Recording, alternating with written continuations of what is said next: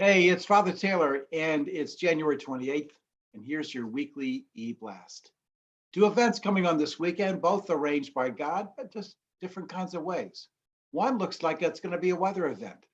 So, just a reminder, if the roads are bad, if there's lots of snow, if it's too hard to get out, you can worship on Zoom and Facebook. We are totally set up to be able to run as long as we can stream from the church. We will be able to do all of our services in the event that snow would have prevented us from going in person. If it turns out the snow goes east of Gloucester out to sea and it's fine, well, we're just church as normal. But we're set up either way. So we'll be seeing you at church either on a screen like this, or we'll be seeing you in person on Sunday at 8 and 9:45. The second event was also on Sunday. It's another one that's called by God, and this is the annual meeting. And the annual meeting is a time which we get together and we can talk about our church a bit.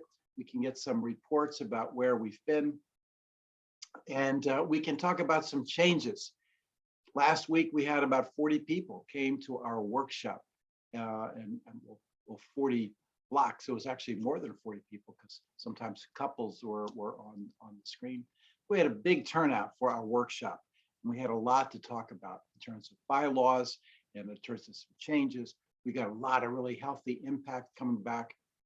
The purpose of that workshop was to give you, who aren't necessarily around church all the time to process some of these changes. We've been working on some of these changes as a vestry for approximately 2 years, but not everybody's been in on the conversation. We're bringing you in on that for that workshop.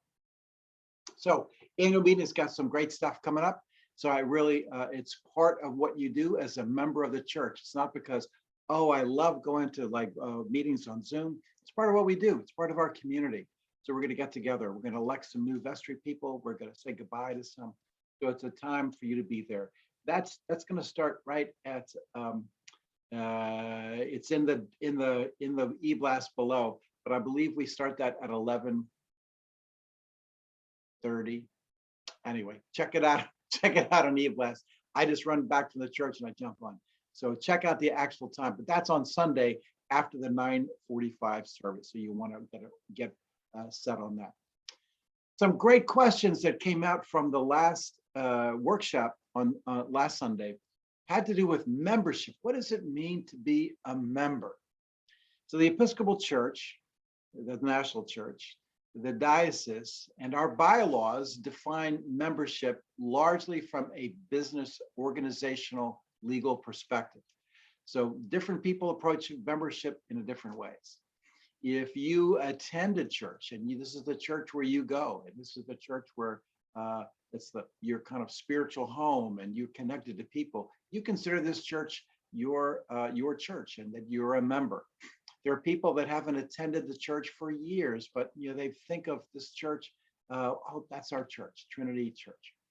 There's some legal things about who votes, and that has to do with not so much something that Jesus said, but something that the state of Connecticut said in terms of us being a 501c3 entity.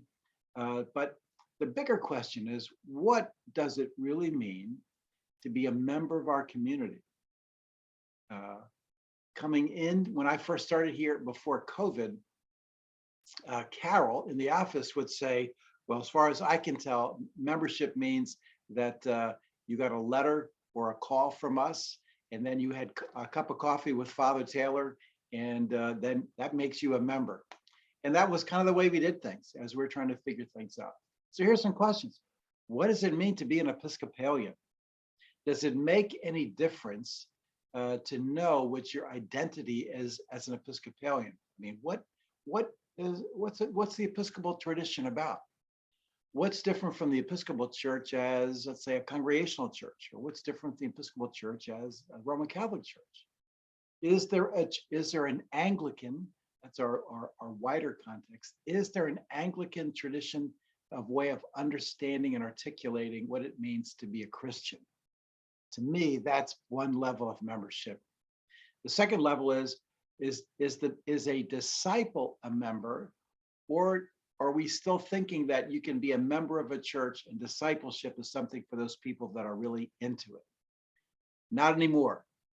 Right now, I believe the way that things have changed is that everyone is called to be a disciple. That is, a person who is intentionally pursuing and seeking to understand and to learn what Jesus has taught us so that we can do what Jesus has told us to do, so that we can respond as Jesus responds, and so that we can be the light of the world in the specific way that Jesus has taught. And you can do it, it just becomes a natural thing. Being Christian isn't just about making a decision. Oh, I became a Christian back on that day. No, Jesus always had people who followed him, and some of them became disciples. Disciples were people that were following Jesus in order to become like Jesus, which means that he didn't follow just a book. It means that they were becoming like him from inside out. So this week's sermon is going to touch a bit on that, but I think it's the essence of what it means to be a member of Trinity Church. It's not just some kind of agreement for a business meeting. Membership and discipleship need to become the same thing. So here's some questions I have. What's your background? How do you understand the Episcopal Church? Are you curious? Are you interested in becoming a member in this way, where you have a greater understanding of what it means to be an Episcopalian in Connecticut at this time? And if you'd like to think about that and becoming, what does it mean to be an Episcopalian? And what does it mean to be a disciple? I would love to get some input back from you so I can offer something about that, particularly during the time of Lent. So that's just three things really. Snowstorm coming up, stay safe, stay well, and if the roads are bad, stay on Zoom. Annual meeting, right after the church, there's a little break, and then we get right back on Zoom. We'll have our meeting, all the materials we provided for you. Look for stuff in the eBlast. 3, membership. What does it mean to be a member? What does it mean to be a disciple? In those contexts, that means, how do I understand what's the difference of being an Episcopalian and being something else? And what does it mean to be a disciple as opposed to just a person who believes in Jesus? So 3 things to think about. Thanks so much. Stay safe. And we will see you this weekend.